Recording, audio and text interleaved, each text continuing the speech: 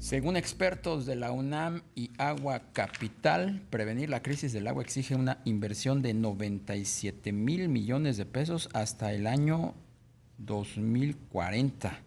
Vamos a platicar con Eduardo Vázquez, director ejecutivo de Agua Capital.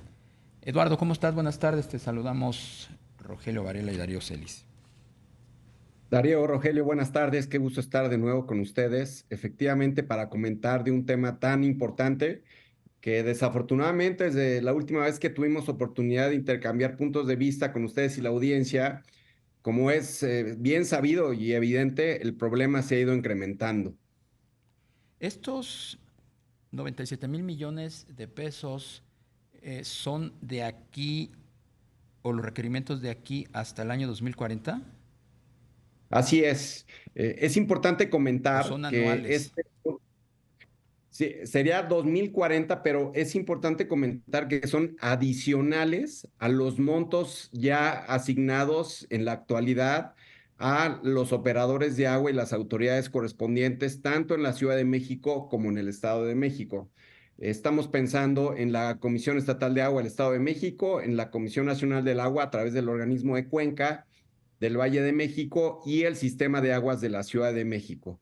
Insistiría, son recursos complementarios porque, decía yo al inicio de la conversación, creo que es muy importante y tal vez sería el punto de partida de este estudio que, como bien refieres, acabamos de presentar con la UNAM y la UNESCO, planteando una serie de propuestas y líneas de acción enfocadas a promover la seguridad hídrica del Valle de México. El punto de partida es reconocer que el escenario actual y las tendencias no son sustentables y no son viables.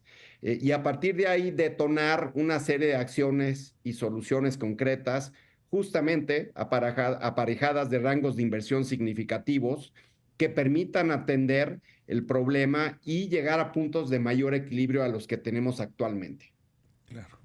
Eduardo, ¿qué obras tendrían que arrancar ya de inmediato para, pues de alguna manera, hacer frente a esta crisis del agua en la zona centro, donde tú nos mencionas la Ciudad de México y el Estado de México?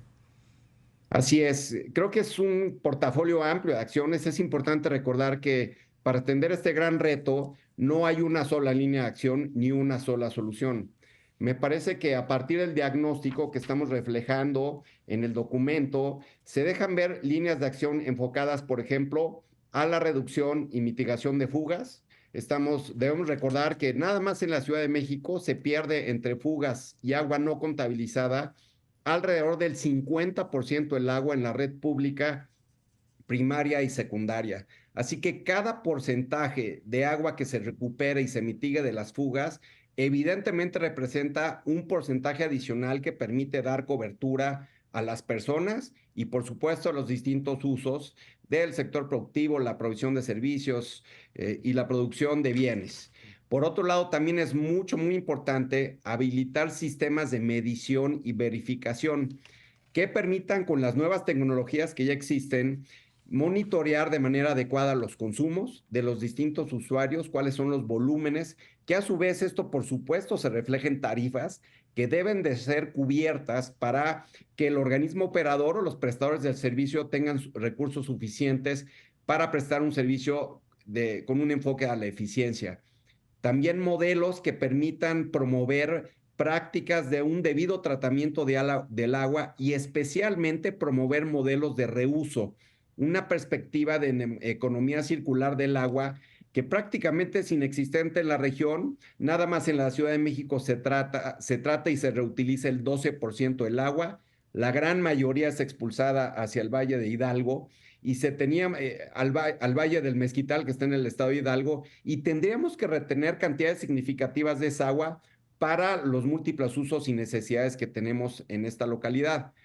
También modelos que impulsen la reinfiltración y la recarga de los acuíferos a través de la recarga artificial, la recarga inducida, que contribuyan a recuperar la sobreexplotación que sufren los acuíferos de la región. Se extrae más del doble del agua de la que se recarga de manera natural y sin duda alguna promover modelos que conserven las fuentes de agua, principalmente ecosistemas prioritarios que están en el sur de la Ciudad de México y, por ejemplo, en este momento que nos encontramos en la sequía que afecta la región del Cutzamala, que se le dé una cobertura y una protección a estos cuerpos naturales y que también atienda y se le dé el mantenimiento debido a la infraestructura existente que provee el agua desde esa región y también al interior de la Ciudad de México.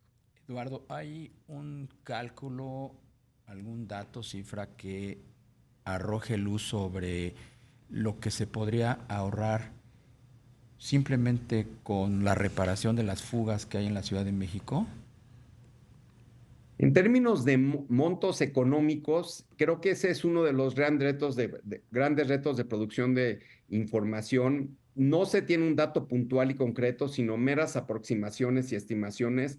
Lo que es cierto, y es algo que estamos planteando en el documento, es que se tienen que monetizar este tipo de soluciones en términos del costo-beneficio de lo que implica canalizar estos recursos contra lo que implicaría un costo de inacción. ¿Cuánto le está costando a la ciudad, al Valle de México y a la Cuenca de México año con año el hecho de no atender estos grandes retos? Y obviamente estamos pensando en cantidades millonarias.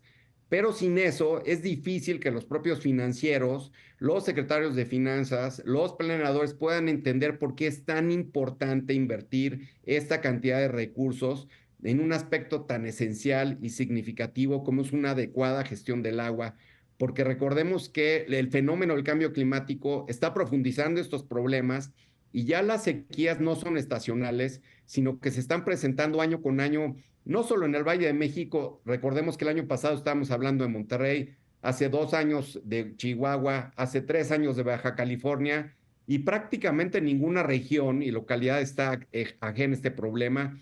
Por tanto, es fundamental justamente delinear estas acciones, invertir los recursos necesarios y entender, como bien dices tú, lo que nos está costando no hacerlo.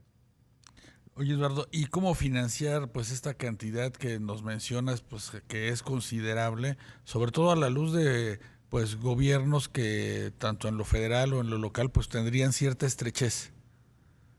Así es. Como es sabido, ahorita tenemos un panorama fiscal complejo en términos de la disponibilidad de los recursos financieros del ente público, de los presupuestos de egresos y los recursos fiscales. Claramente se tiene que construir, por tanto, un portafolio de inversión de donde provengan recursos de diversas fuentes.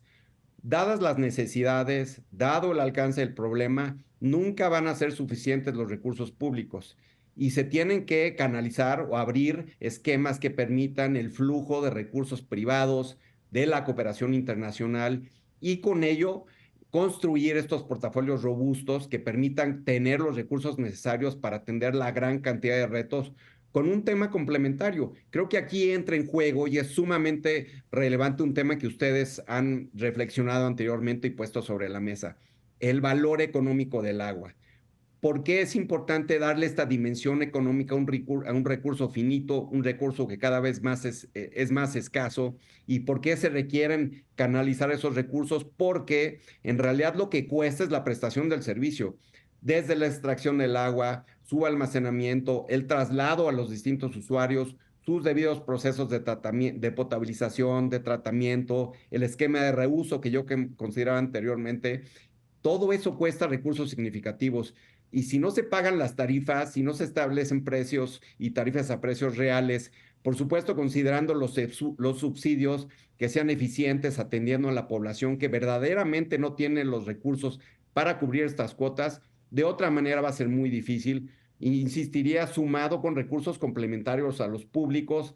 Creo que en el caso de la participación de recursos privados, lo más importante es que sea transparente, que esté regulado de manera adecuada en términos contractuales, que haya una rendición de cuentas para que dé certeza de cómo se están usando esos recursos, para qué fines y qué valor y beneficio están trayendo a la sociedad, pero es estrictamente necesario complementar las fuentes financieras del ámbito público.